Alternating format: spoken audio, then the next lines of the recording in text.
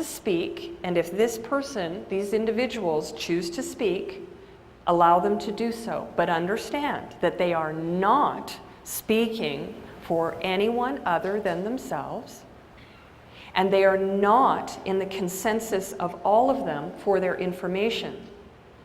And I thought for a very long time about this, about whether or not I should say something or not. But so many people have contacted me with fear about what these Mayans are saying. And this has never been the intention. So they may have this contact with these beings. They may have a contact through spirit because they did get the message that it was time for the gathering. But then in my own personal view, not in the ET view, but in my personal view, there's other issues getting in the way of them being able to be as productive as they should be or could be, to be as positive and create the change that we need to have. So my ET contacts are still very strong, and I am blessed by them. I don't see them every day. I don't talk to them all the time. I follow the instructions that they give me, and I try to share my insights, my knowledge, my spiritual self, in order to bring some sort of understanding to other people, that there's a vast amount of areas that I can talk about. You want to talk about the science? I can talk about the science. You want to talk about the... I better stop moving around for the cameraman. Sorry. You can start talking about, I can talk about the way that the crafts are run and some of that technology, but what does it do? What does it do for you? Tell me. All these different technologies are out there. 0-point energy, this kind of energy, there's so much talk about that.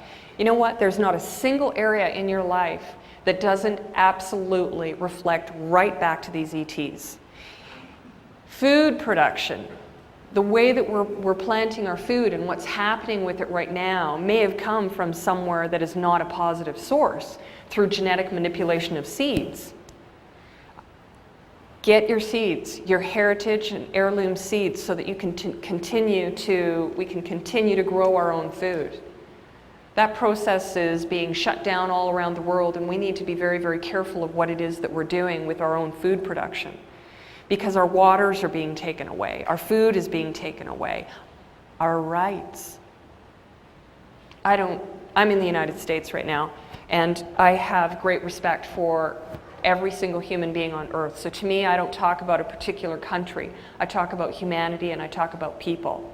And every single man, woman, and child on this planet has a right to have a life that has food, water, shelter, and guess what else?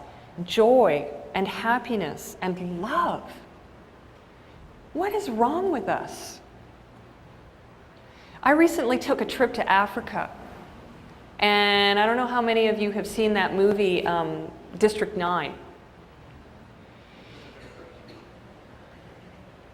I went to see that because I like to see what's being put out into the world regarding this subject matter.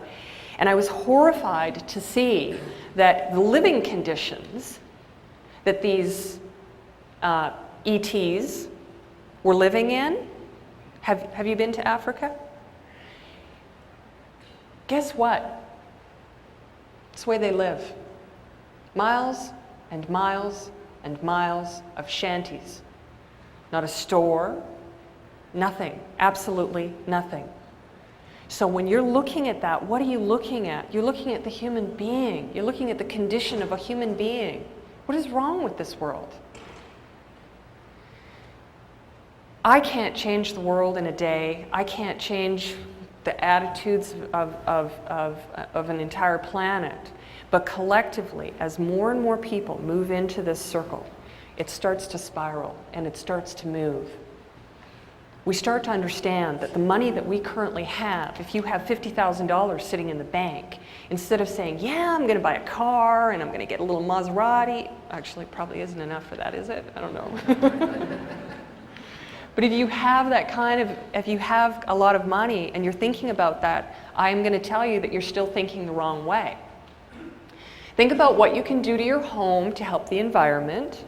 Think about what you can do in your backyard to plant some food so you don't have to do it. Think about what you can do to your car for your biofuels. And I'm not talking about corn crop biofuels, because there's new technologies out there that we all need to get on. What we need to take action in any way possible. And we need to take action together.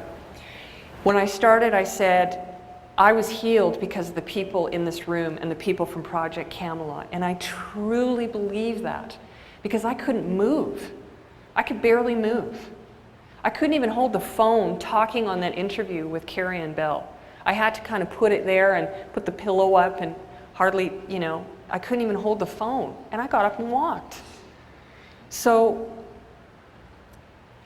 the Great Gathering is coming. And what I'm going to say to you is watch for it, and watch for your part in it, and how it is that you can help. Now, a lot of people have been contacting me because I put that video out on Project Camelot. And two things. First of all, I'm putting a whole new website together, and there's going to be constantly new things coming up on it over the course of the next week. And it's going to be getting bigger and bigger and bigger. So please go and check out my website. To find out what else you can be doing, because it's going to keep expanding.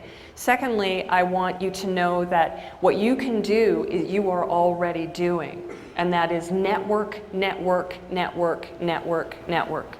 Because when the call comes out, I had someone tell me once, I don't have this confirmed, but I had someone tell me once that the Tiananmen Square when that happened, the Qigong, hopefully I said it right, people that follow Qigong within 1 hour rallied 10,000 people into Tiananmen Square, which is why the government in China no longer allows, they're really against Qigong. Now, be very careful how you end up using your network. Be aware that you are waiting for the moment to arrive. When this moment arrives and you get the call and it's time, I would love to see every network, whether it is people who are following ETs, they want the spiritual knowledge, the technology people, people who have the programs for clean water, for poverty. I'm not really, again, I'm not really interested in people just that are interested in UFOs and ETs. I'm interested in everyone. So when that network goes out, it's not going to be, oh, well, come and join us at the ET gathering. It's going to be, come and join us at the human gathering. And so keep building your network in your personal life to the fullest extent that you can and is possible. And then, which is what we've all been doing for the last, how many years.